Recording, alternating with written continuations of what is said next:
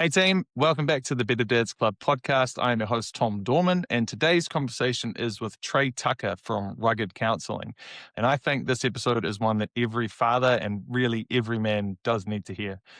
Trey is a therapist, he's a speaker, author of the book Tough Enough, and one of the leading voices helping young men navigate the challenges of modern life. Today, Trey and I dive into men's health, self-worth, fatherhood, and what boys really need from the men who are raising them. We also talk about why so many men grow up feeling like they're not enough. We also talk about the critical role that fathers play in developing their sons' confidence and resilience, and why simply being present as a dad matters more than we may think. We also explore the impact of screens, social media on developing brains. We also touch on why men need different approaches to therapy than traditional talk therapy, and the importance of surrounding ourselves and our children with strong male mentors and positive male role models. What I really enjoyed about this conversation was Trey's willingness to lead with vulnerability, openly sharing his own mistakes and the lessons he's learned along the way so that others can hopefully avoid some of the same pitfalls. This is a conversation full of practical wisdom, honest reflection, and powerful insights for dads raising boys in the modern world. I hope you enjoy this conversation with Trey. And if you are enjoying the Better Dads Club podcast, please remember to hit the like and subscribe button and tell your friends.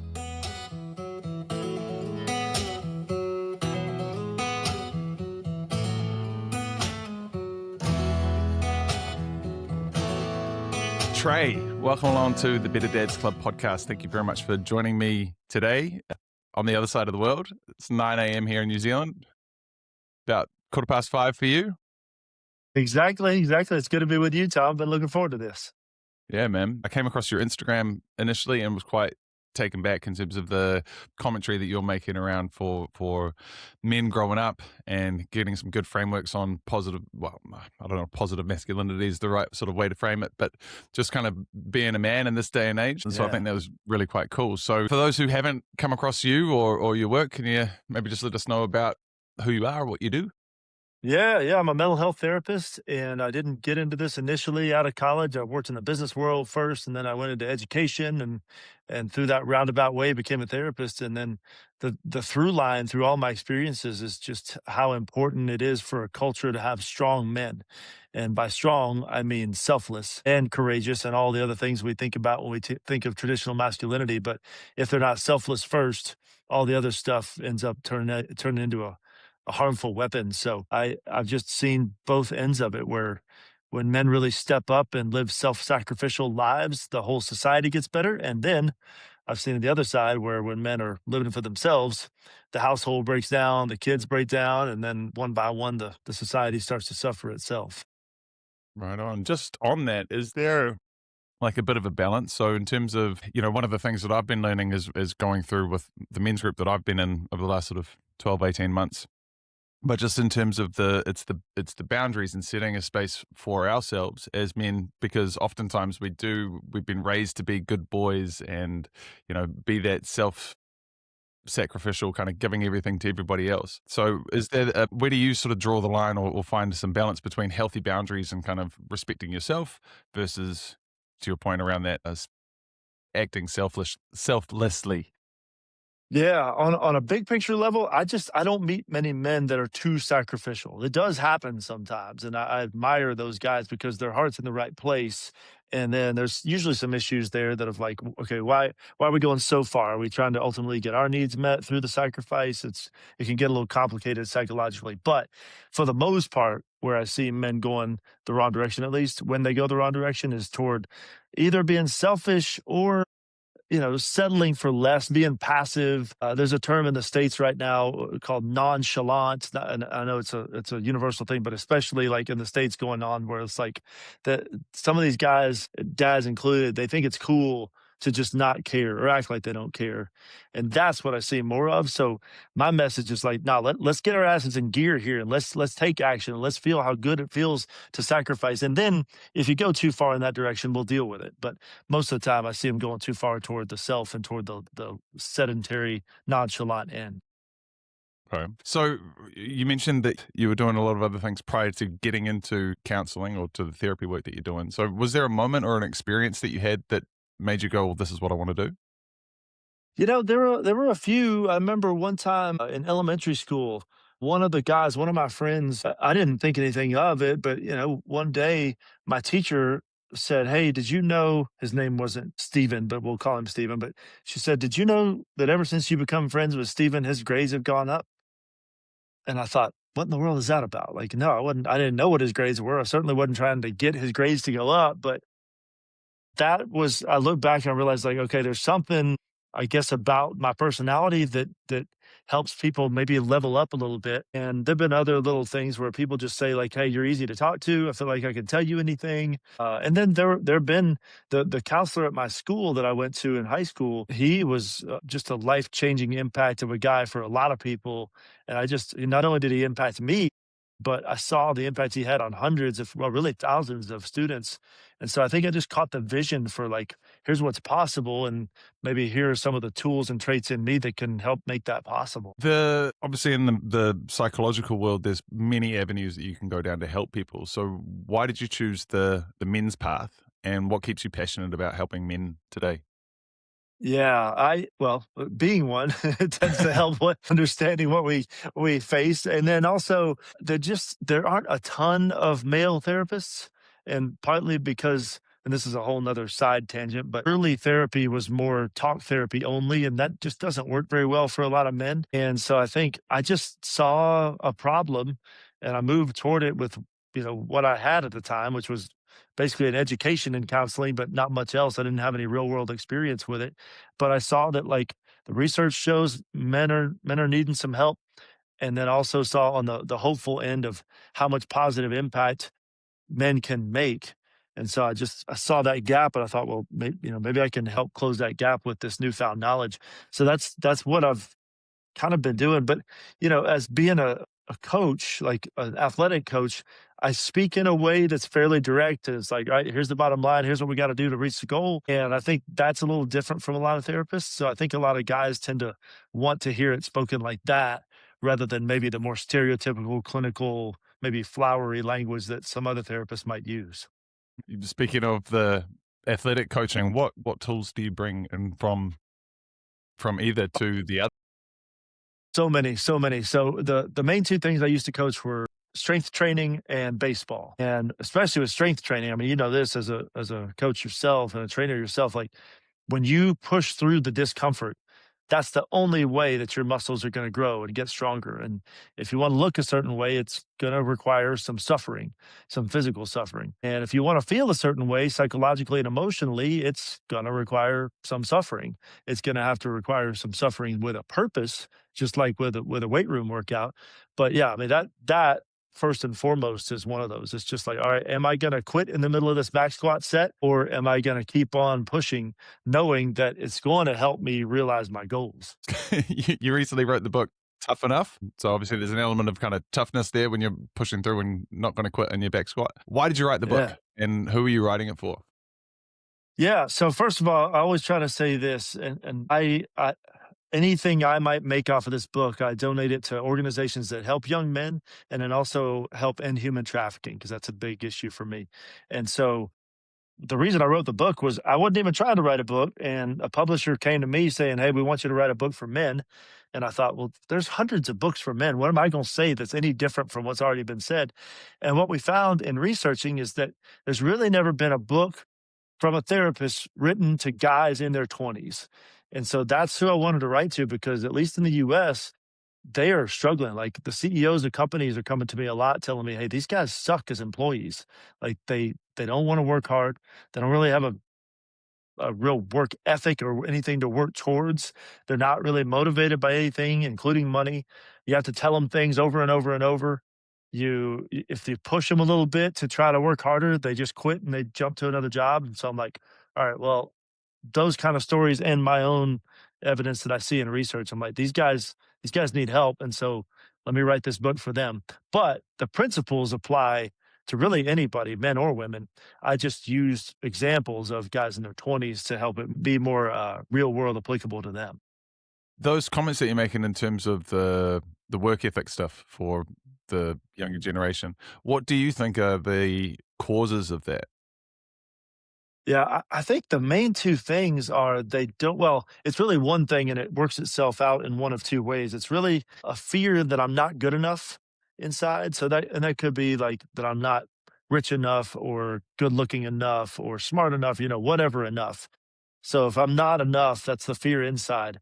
I'm gonna either try to work really hard and achieve everything and just have more money and get more women and all the things that I think is gonna make me feel like good enough. That's one crowd. And then the other crowd, they're trying to just basically play it safe and not risk the possibility of failure. Because if they risk the possibility of failure and they actually fail at the thing, well, then that's just going to confirm their fears that they're not good enough. And so they just sit on the sidelines. The other guys, they push so hard and they try to achieve it all. And then they both wind up really empty in it because it doesn't actually solve it. What impact do you think the role of the father would have had in those with the differences in those extremes? This is it, man. This is the key because when our dads or a father figure, if you don't have a dad around, when our father or father figure tells us that we're enough and then takes us through experiences that prove to ourselves that we're enough, that's the game changer. We can carry that truth in us no matter what we face after that. And it's both. It's the Father's words and it's him standing beside us as we go through whatever it is, the testing and the proving grounds of really of the childhood and adolescent years. And without that, we just carry around the question and we don't even know necessarily that we have that question going on, but we feel we feel like there's something missing and we feel like we're always having to prove ourselves or hide the fact that we're maybe incomplete or feeling like we're not enough. But when a dad can speak into his son's life through actions and words like that and guide him through those moments where the son proves to himself that he's got it, man, that's the magic recipe right there. Yeah. What do you think dads can do more of, or potentially even less of, just to get that recipe right? Yeah, man, that's a good one. There's what they could do more of is telling their sons what they see in them. Like, hey, man, I noticed the other day that you stuck with it when you could have quit in that race or in that math homework. Like point them to specific moments when they showed certain character traits and try to praise the process, not like, hey, you made 100 on that test. Good job. No, you freaking grinded your tail off to prep for that test. And yeah, I love the outcome, but I love seeing that determination in you. So find those moments where you can specifically point to either, stuff you saw from the past or really in the moment if you can catch it right then. That's awesome. And then tell your son stories about your own struggles growing up and also tell him some stories about maybe some recent struggles that you're having as a man because through those stories he's going to realize like, oh wait, it's okay to say that I'm struggling and it's okay to acknowledge that and then talk it out to other people. No, don't take it too far and start using your kid as your therapist or tell him too much where it causes too much pressure on him. But let him into some of the worries and fears that you have as a man, and let him see that like we all have it, and so therefore let's lean on each other to get through them. Hmm, that's some really good advice. The So I'm 40 and my boy's 3.5 years old. I've got friends of mine that have been having kids for the last 10, 15 years. So some of my friends have got kids that are, teenagers, some of them obviously a little bit younger as well. So that's kind of that generation that the guys that are entering the workforce now are probably the generation that's were inadvertently raised by new technology, new digital devices. So, the guys Yeah, sort of born around sort of 2004, 2005 when iPods, I think, when did iPod come out? Like 2002? So then, that sounds about right. Yeah, yeah, and then the iPhones and then all of that. So we've kind of there's probably this generation where at the start when we didn't know what we know now around technology and screen time and everything that, there were a lot of like we even saw that here in New Zealand. There was a lot of early adoption of technology, especially in classrooms. And so it was almost the thing to do because it was almost it was in trend. It was in fashion, right? If you didn't have the technology and you weren't moving towards, then your kids are going to be missing out. And now we're seeing a pullback on that, like a lot of the places in Europe, for example, that started initially led that phase of pulling that out and withdrawing a lot of their digital devices from classes. I'm not sure what it's like in the States, but yeah, we're also same. seeing that a bit here. And then so now we've got a generation where I know for me and a lot of the people in my circles were kind of like no screen time until, sort of the age of 3, and then also very particular on the types of shows that people are watching and on the types of devices people are watching. What impact do you think from what you're seeing, what impact do you think that technology's had on that development, and do you think that we can turn that ship around? Yes, absolutely, we can turn it around, and it has had catastrophic effects, especially on men, because of the P word, and I know there's certain algorithms that don't want us to say the actual word, but that The P that to the O to alone. the R. Yeah, okay. Exactly, exactly. Yeah. So A few P so words around. that, yeah, the one you can see on the screen and get addicted to. Um, so that alone has, in my mind, has made the screens catastrophic, but there's so many other things.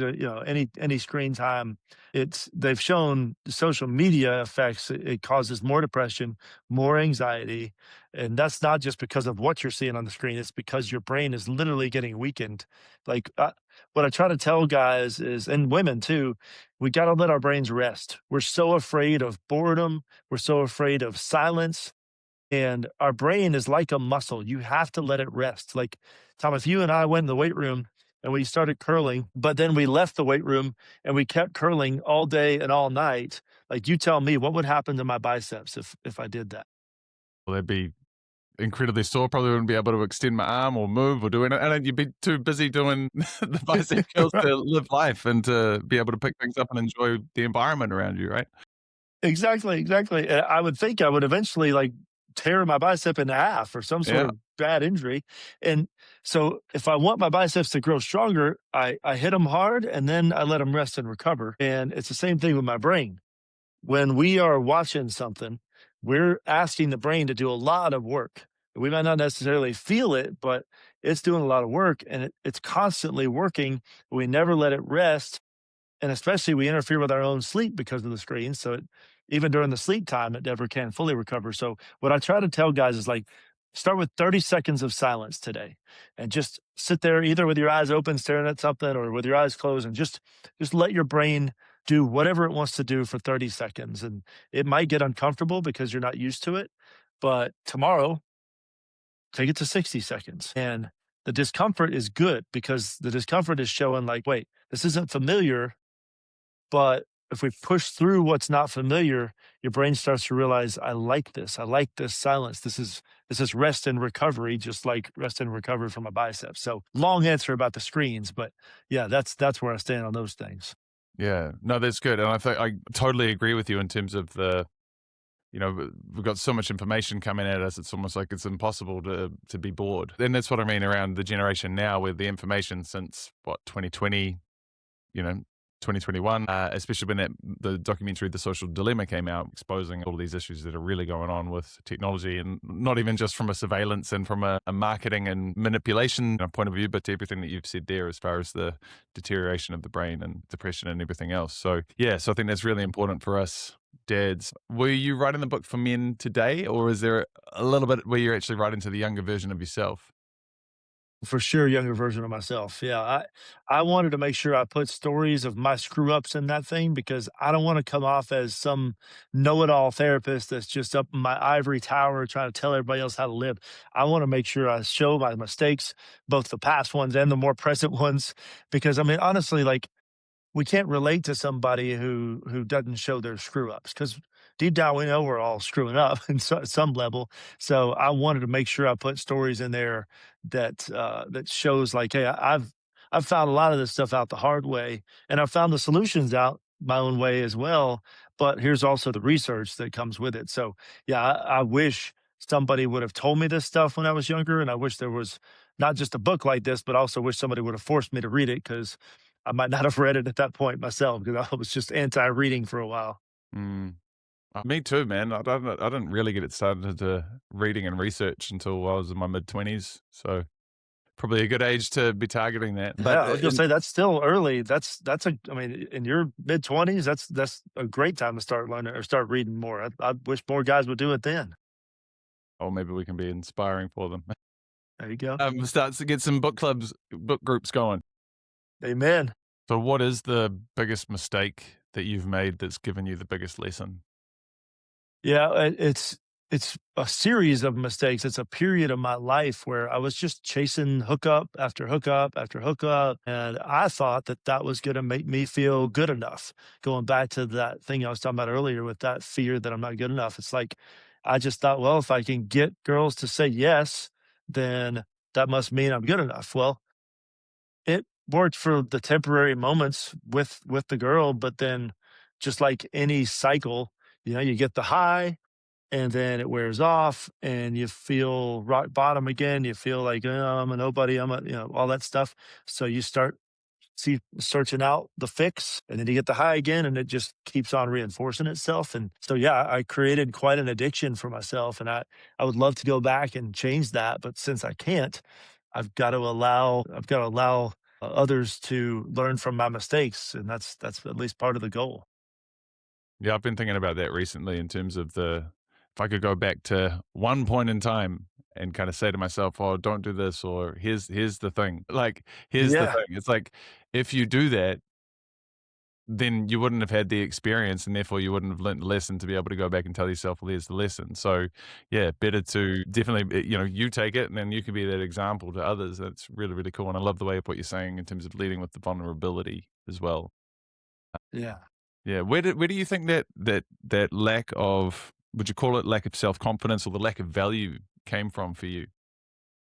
Yeah, I know exactly where it started, at least in terms of one particular moment. It was fourth grade. I was the only new student at a school. Everybody else had been together basically all their school years. I was first day of class. I was super nervous. I didn't know, like, are they going to like me? Am I going to fit in? All the different questions and insecurities. And I walk into the gym, and that's where the first class of the day was. And most of the class was already there, and they were sitting in a circle.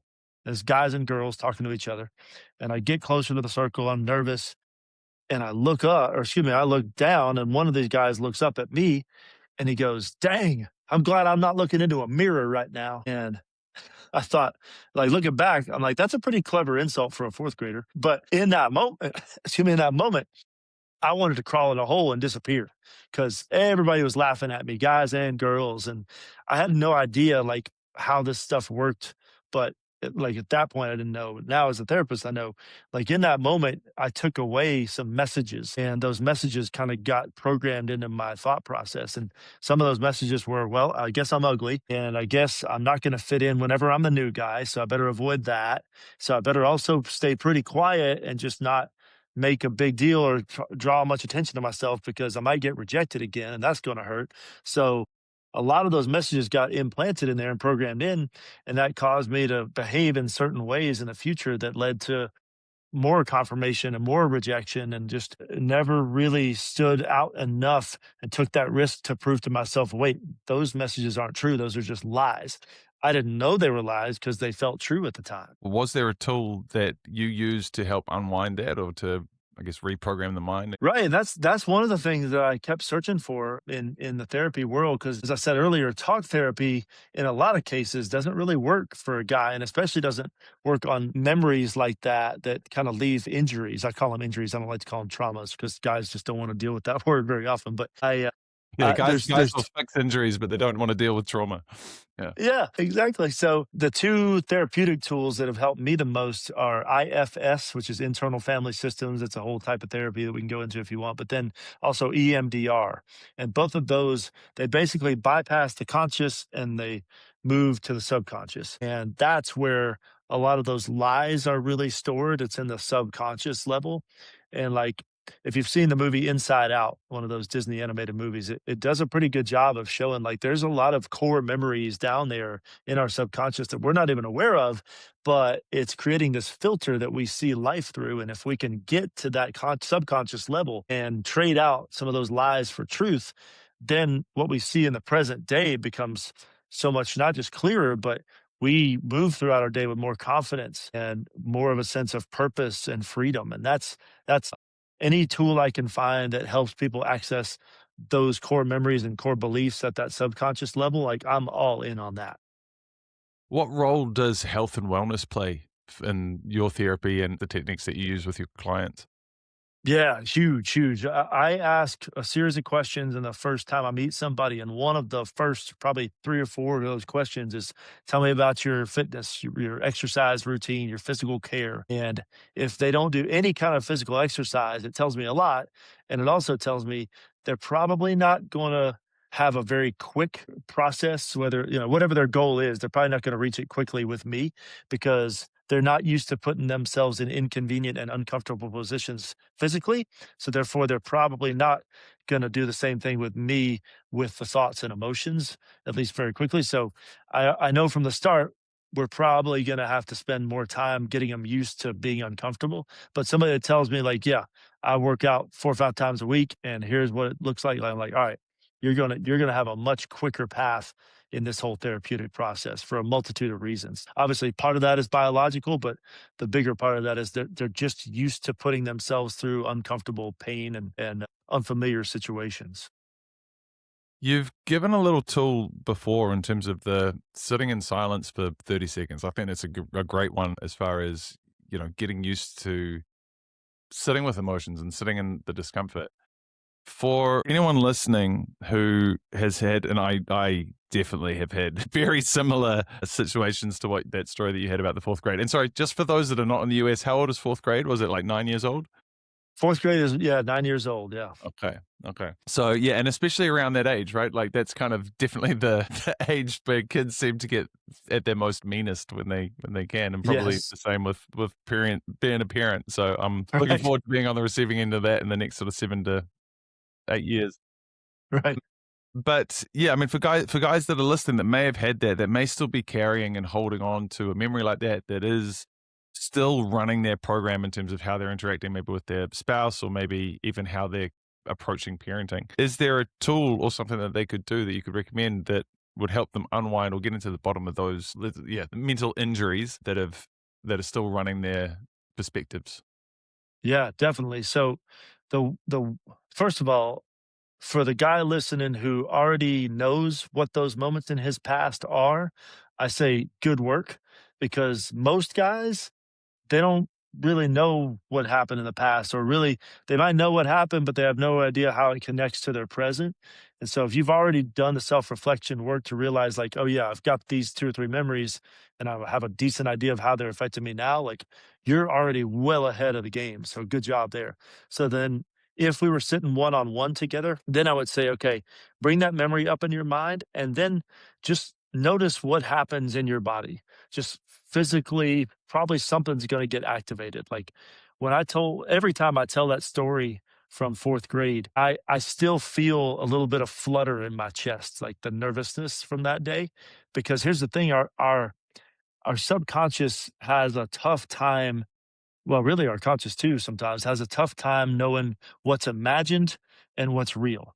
So if I relive something from the past, there's a pretty big part of my brain that thinks it's actually happening. That's why like we watch scary movies and we still get scared, even though like logically we know like that's happening on a screen. It's not real, but like there's a huge part of the brain that thinks it is real. So relive that moment in your brain from your past and just notice what happens in your body. And then when you find it, like wherever it shows up, just take sets of 30 seconds at a time and just let that sensation in your body do whatever it wants to do. So it's almost like you're going to be watching it under a microscope, just allowing it to, like a lot of times when I watch the little sensation in my chest, it'll start expanding for a minute. And then, like the second set, it'll start to shrink, and then after a few sets of 30 seconds, I noticed like it kind of shrinks down to like something pretty minuscule. And a lot of times, if your past event isn't massive, if you do enough of those sets where you just watch the physical connection to that event enough, your body processes it out itself. Now, there's some events that are going to need a little more help therapeutically, but just doing like that's a version of mindfulness really is all that is. So that's one tool that's pretty simple to try.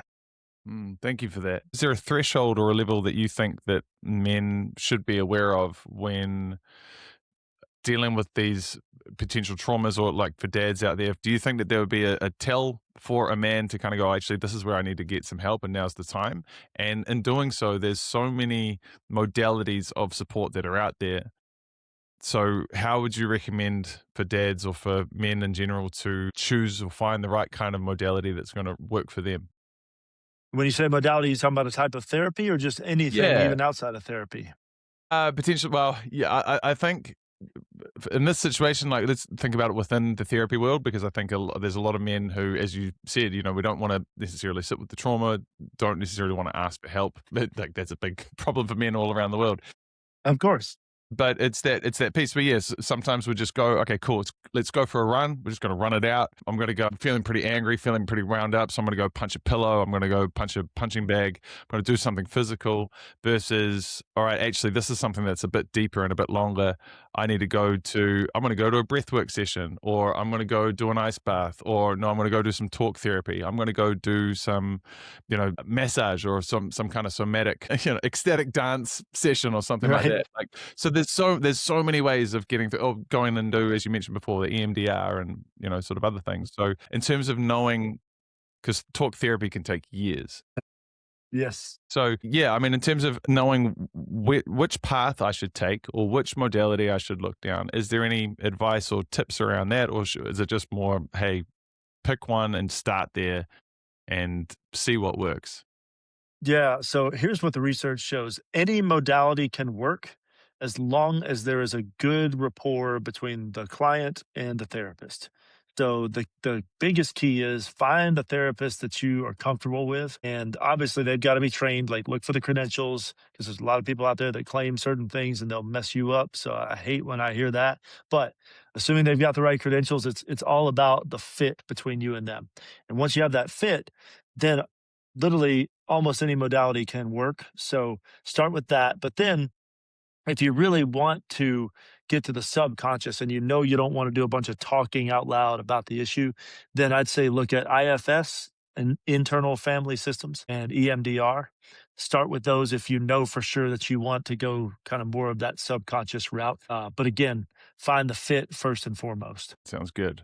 So one thing I've noticed today, and this is especially true, and I've said this multiple times on the podcast before, but growing up for me, I can count on one hand the amount of times that my dad took me to sports, showed up to my games, was interested in coming to any of my extracurricular stuff like the school drama plays or things that I was in. But since I've been taking my son to swimming every Sunday since pretty much as soon as he was old enough to get into the pool, started getting him in. And that was our time. Like obviously there's a bit of skin on skin time there, but it's also that trust and safety stuff within water. And here in New Zealand, we're a small island nation, so learning to swim is super important for a young one. But in those classes, there were maybe there was one woman, one mother there, and the rest it's all dads. And so I'm seeing here there's a lot in New Zealand, there's a lot, and I think it's around the world as well, but there's a lot of men stepping up to actually be participating in and being present in the role of fatherhood, which is, I think, great, because that's the whole purpose here of Better Dads Club, is like, I just want to be a better dad than my dad was, because he didn't participate or do any of that stuff. So do you see that as well? Like, do you see the dads stepping up and in your area and trying to do more dad? And I guess what are some of the positive shifts happening that you're seeing in fatherhood? And then this is another big one for me. It's that, like, what are some of the common mistakes that potentially well-intentioned fathers like myself may be doing right now that are unintentionally causing some damage or maybe mental conflict within the kids? Mm, man, that's great questions. Okay. Well, first of all, let me commend you because you took your experience with your dad and you flipped it. Like, obviously, he left more undone than done, and you have now taken that and totally reversed it, where you're active and involved. That's you could just stop right there because your heart and intention is the key for some of this. My God, yeah. I think about my dad. He was a fantastic dad to me, but his dad abandoned him when he was about 5 years old, and so he did what you're doing. It's like totally reversing it. So I don't want to let that go unnoticed because that's the most important of anything you asked me right there. So let me pause there before before we shift into that. Anything you want to add to that? I just want to say thank you, and I hope that message actually goes out to any of the dads that are listening that are actively doing that have, yeah, I guess, taken a negative framework that I don't even know if I like the word that they were given, but that they had, because it's just that's the fact, right? That was the dad that we had. Like, wasn't a great framework. I want to be better. And yeah, you're 100% right. And that's the thing. It's like just showing up and just being there is that step. I think for me, yeah, personally for me, there is the fear that I'm going to be maybe too much, like too involved. Like I'm doing my best. Like he's started playing football, so soccer, maybe 5 or 6 weeks ago. It was his first sort of team practice, and it's that bit where I'm like, I'm very consciously aware of not wanting to be the dad that's in there going like, oh, like getting in and playing the game for him and forcing him to Right. do a thing because he's only 3.5. So right now it's more just like, just kick and chase the ball, bro. Just Right. just go for it, have fun, fall down, get up, like make mistake. Yep, you've just scored an own goal, but cool, you're accurate. Like, not making it too serious at this point. But at the Yes. same time, like there's that bit where I don't like my dad. When it came to my studies and when it came to school, my dad was he was much more of an academic. So failure was not really an option. And if I didn't understand a mathematical equation, like I'm an idiot. So again, that's that, to your point before around that trauma and that programming stuff of childhood. Like I kind of grew up with this idea that I'm never good with numbers. I'm never going to be good with math because of that pressure from my dad. So there's those two extremes, right? On one end, he's not interested and he's not around for sports and for other things, but then the things that he's interested in, he's super overbearing and overpowerful, which then both of those leaves a big gap. But just back to that point here of what I'm really trying to say is just to the guys that are listening that are trying to do the same thing, like, yeah, I see you, we see you, and Yes. I think it's just it's great for changing that intergenerational, leveling up for the next generations and just being there as present dads and some good masculine energy that I think the world needs Yes. right now as well. Yeah, I agree with you. And like inevitably, every dad is going to have some gaps, no matter how good of a dad you are. Like you're not going to be perfect.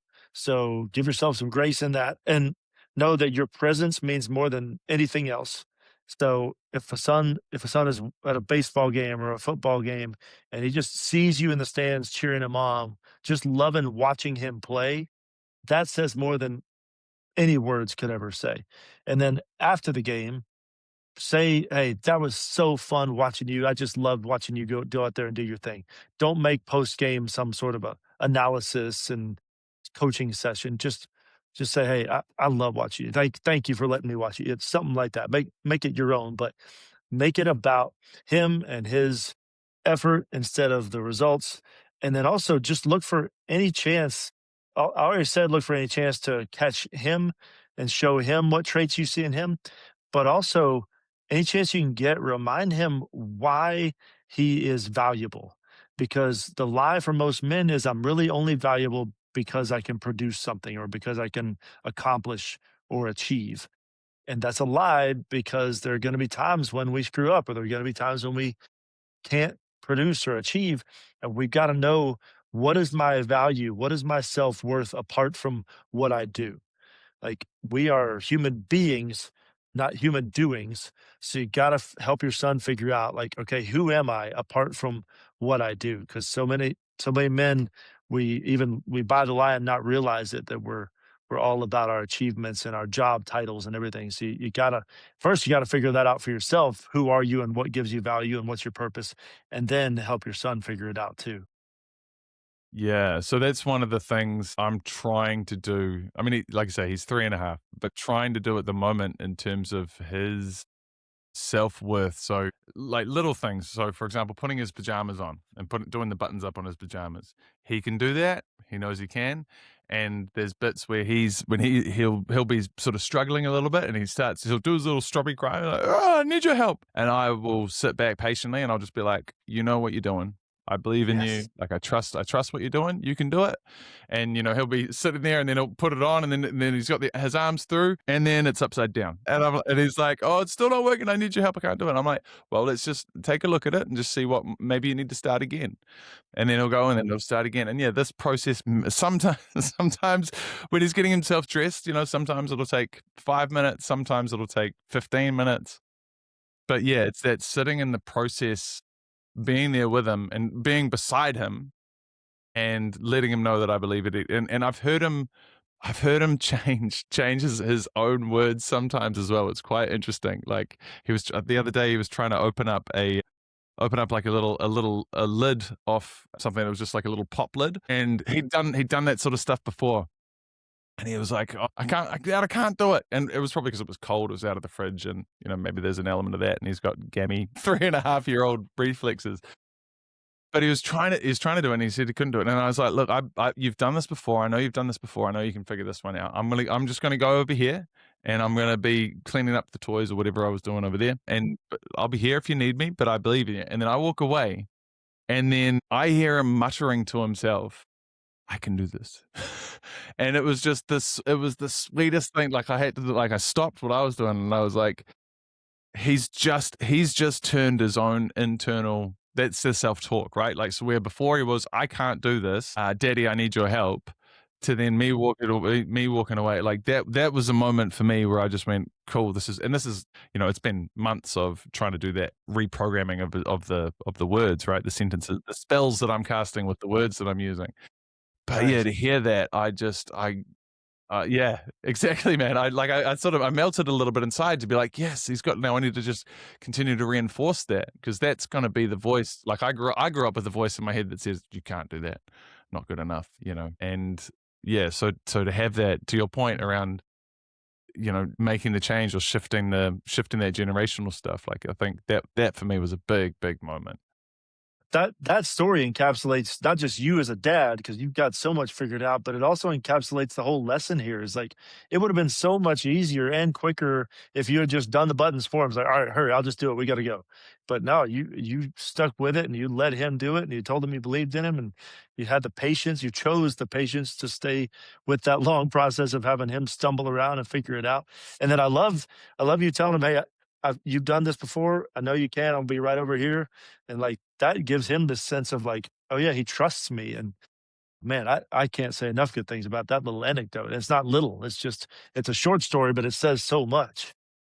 Cool. Yeah. Well, thanks, man. I picked that up from other people as well. There's this is, I think, also one of the good things about the generation that we have. Like I think with the dads, as I say, like we're trying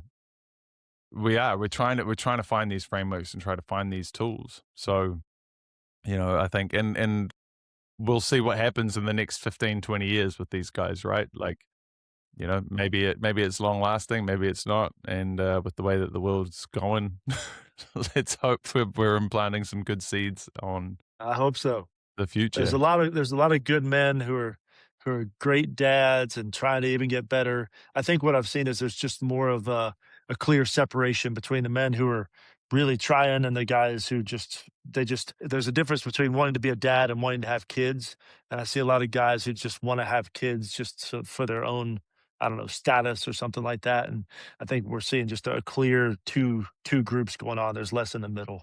Mm, yeah. What do you think could be done to bridge that gap? That's a great question. And I honestly, being a therapist, I am that bridge a lot of times because inevitably their son or their daughter starts acting up or making bad grades or whatever the problem is. The problem is never really the problem. And often they'll come to me, the parents will come to me and say, all right, he or she is doing this. How do we get him to stop? But ultimately the root cause is like, dad, you're not around enough. Like he needs or she needs you, quality time with you. And then these behaviors over here, it's like a leaf on a tree. If you want to change the colors of the leaf, you got to get to the root. And that's powerful. It's a big statement. As boys move into adolescence, they naturally start seeking independence. So, we've got our time with our mum in sort of those first 6 or 7 years, and then we start to move towards being drawn towards our father within that next sort of 7 to 14 age group. And then in that adolescence phase, we want to start looking for other elders, other people in the community. What can dads do? There's probably two things here. Like, so from a personal note, what can dads do when their son starts pulling away in terms of what that feeling happens? Like maybe the boy doesn't want to play, I don't know, an American culture thing of like, playing catch out the back. Here it would be, maybe playing cricket or, football, rugby in the backyard. But then also what foundations should be built or could be put in place during childhood to maintain that trust and connection through the teenage years? Yeah. I think two things come to mind. Number one, be very repentant. And by that, I mean, when you mess up, own it and apologize for it. Like, hey, here's how I messed up and I'm sorry. And here's what I should have done. And here's what I'm going to be trying to work on in order to accomplish that.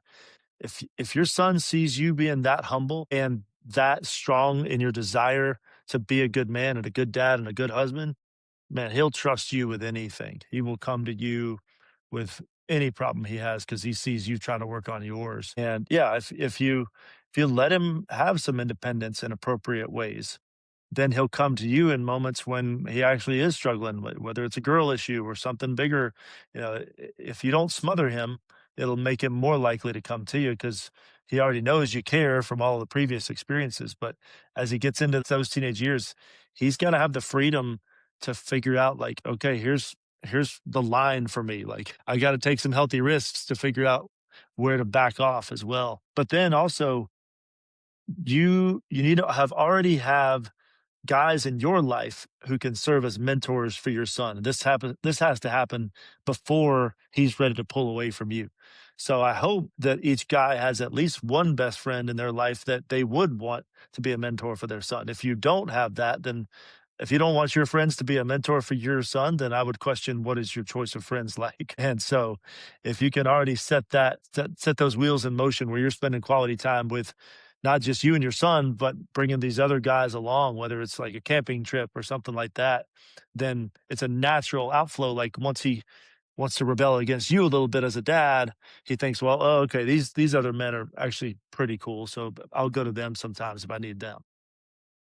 So as men and as dads, we should be being conscious of the men that we're surrounding ourselves by, and also actively bringing more men into the circles and into that playtime. I say playtime, but whatever it is, the time with our kids, so that they've Yeah, got some trust and some value with some men around them, some wise elders in the council. Yeah. Yeah, absolutely. that's really cool. I'm definitely trying. I'm doing my best to do that as well. My boy and I, we went camping at a friend of mine's house. He's got a son a couple of months older than my son is, and we stayed over. But my boy and I, we pitched a tent out in the back. We actually borrowed the tent off another mate of mine. So there's all of these myths. I've got one of my male friends that's like, cool, you can borrow my tent. I got another one that's like, cool, let's come. We're gonna have a bit of a barbecue. We'll have some dinner, and you guys can pitch the tent in the backyard. And it was great. It was the first time tent camp. My boy was not the camping, but first time he was in a tent, and he absolutely loved it. And that experience, like him and I in the tent, just him waking up for the first time, when he woke up, he didn't want to get out of bed. He just wanted to stay in the. He's oh, we're in a tent, and like we had the zip open, the sun's coming up over the hills. It was a beautiful moment. But yeah, but it's also that thing of like, yeah, we're sharing that with another dad and his other son. So Yes. yeah, it was yeah, again, like another really kind of nice moment. So yeah, thanks for validating that as a good thing to be doing. So, and because I Yeah. also think that there's a lot of mistrust going. I don't know if you're seeing this in your area as well, but there's a lot of mistrust around. We've got, obviously, with the digital world, we've got high levels of possibilities in terms of security, but also the to your point around child trafficking, but even what's happening with AI at the moment with inappropriate child movies being made from photos and the resharing of kids and that sort of stuff as well. So it's almost like, if you can't, we need to have people around us that we can trust and that we know really well. And just, I know we're a bit over time here, but I got a couple more questions just for you, just as we're wrapping up. If a young father picked up your book, so my parents were 35 when they had me. I was sort of 37 when my boy was born. But if a younger father picked up the book, what would you hope that he takes away from the book? Man. One of the biggest things that I hope he takes away is that he really figures out that he matters and that he's needed. Because a lot of culture right now wants to make men believe that we're not needed, that women can accomplish everything, and that men are just dead weight. And I don't want to oversimplify things because I think there are some men that have probably created that belief across culture, but at its core, that's a lie from the pit of hell. And so the chapters in the book, they cover a bunch of different topics, but one of the things I hope overall they take away is that we need you. We don't just need men, we need you specifically. If there's one message that you want to leave listeners with from today's podcast, what would that be? I would go back to two things. The thing I just said is we need you and silence. Start with 30 seconds of silence because we need you. And there's a war against your brain, really against your heart, your subconscious. And it starts with just so much noise and so much distraction and so much information. And distraction is really the number one enemy that's going to keep you from becoming the man you're meant to be. So if you can just get used to silence in little chunks of time, then you can start to allow your brain to fully develop and strengthen into the full capacity, which is going to turn you into the man that we all need.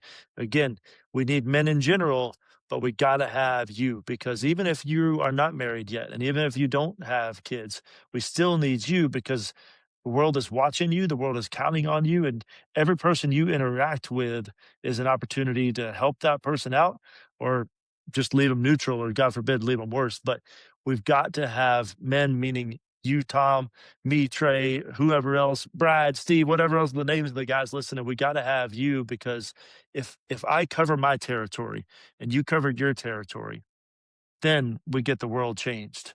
And it's on me and it's on you to make sure our brains and our hearts and our bodies are at the best possible condition in order to best cover our territory. And then, boom, we got magic happening. Right on. That is a powerful message, Trey. I think we'll end it on that, brother. Thank you very much for coming along today and joining me for this conversation. I've really appreciated it. And thank you for sharing and leading with some vulnerability, man. Where can people find you? Where would you like people to go to? Yeah, so the book is easy to find, tough enough. It's all over the web and Barnes and Noble stores in the US. And then Rugged Counseling is my social media. Right on. Okay, we'll check that down in the show notes. Cool. All right, Trey, you go out, have a wonderful evening, man, and enjoy your weekend. Thank you very much. Thanks. Same to you, brother. All right.